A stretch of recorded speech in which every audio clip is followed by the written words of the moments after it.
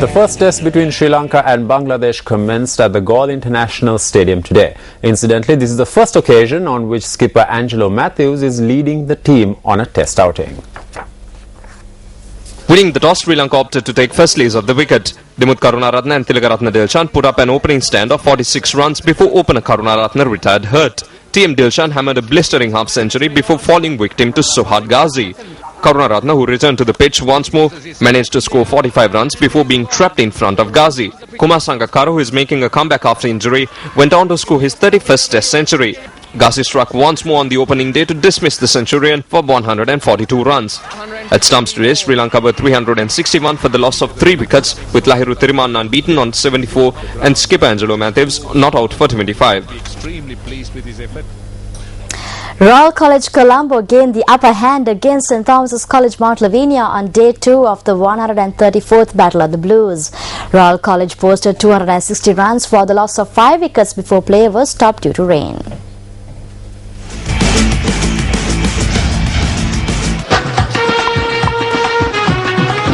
Royalist opener Rona Kahangamage scored 40 runs. Heshan Ramanayaka and Sampath De Silva put on a third wicket partnership of 85 runs. Sampath De Silva scored 61.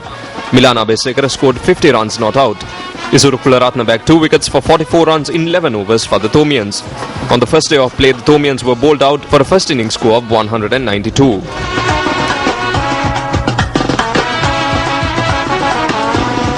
In the meantime, steps have already been taken to telecast the 50-over encounter between St. Peter's College and St. Joseph's College live on MTV Sports. The Joe Pete 50-over encounter will be played at the R. Premadasa International Cricket Stadium tomorrow. MTV Sports has taken measures to telecast live 3 50-over encounters of the big match season. The live transmission of the Joe Pete 50-over encounter tomorrow will be the first stage of this program. The MOU regarding the live transmission was signed at the Stein Studio Complex in Ratmalana yesterday. Yes. I take this opportunity to sincerely thank them for the great offer they have made to us. So much commitment and with so much of dedication. I believe that the telecast of the match is an achievement not for the cricketers but for school cricket as a whole. It gives us great pleasure to join up with Sri Lankan schools in order to promote this sports. As we know, Sri Lanka is a cricketing nation and it's not about promoting only the international sports. We should give young Sri Lankan sports women and men an opportunity.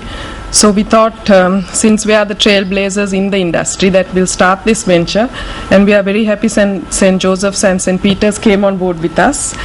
MTV Sports will telecast the annual Joe Pete 50-over encounter over the next 3 years as well. The encounter will be streamed live on the MTV Sports website www.mtvsports.lk. And finally, the Sri Lanka Cricketers Association issued their first media release regarding the controversies surrounding central contracts of players yesterday. The deadline granted for cricketers to sign their central contracts with Sri Lanka Cricket for the year 2013 ended last Saturday. However, cricketers signed the agreement on Monday. According to the Minister of Sports, Mahinda Nandalutgamage, the main request by the cricketers who are not signing the contracts is for the 78% of the match fee to be granted to the cricketers. The Minister of Sports says that at present 68% of the match fee is given to cricketers. Minister Mahinda Nandalutgamage pointed out that other cricketing nations are only paying 25% of the match fee to their cricketers. Issuing a release yesterday, the Sri Lanka Cricketers Association noted that national cricketers did not request at any stage for any increment of fees and payments whatsoever from Sri Lanka Cricket pertaining to the annual contract. The release also notes that national cricketers have not requested nor received any increase in their match fees since 2008. The second point noted in the release is that national cricketers have been receiving only a percentage of the ICC guarantee fee paid to SLC since 2003 for all ICC and Asian Cricket Council tournaments. The release says that this was incorporated to the main body of the contract in 2009. It also notes that a share of 25% of national team sponsorships was given to the players and team officials since 2004. The fourth point drawn out in the release is that providing one business class flight ticket per year for a player's family member has been a common practice since it was included in the national cricketers' contract since 2005. The Sri Lanka Cricketers Association views the fact that the players' consent was not sought by the SLC on the new terms before handing over the final contract as unfair.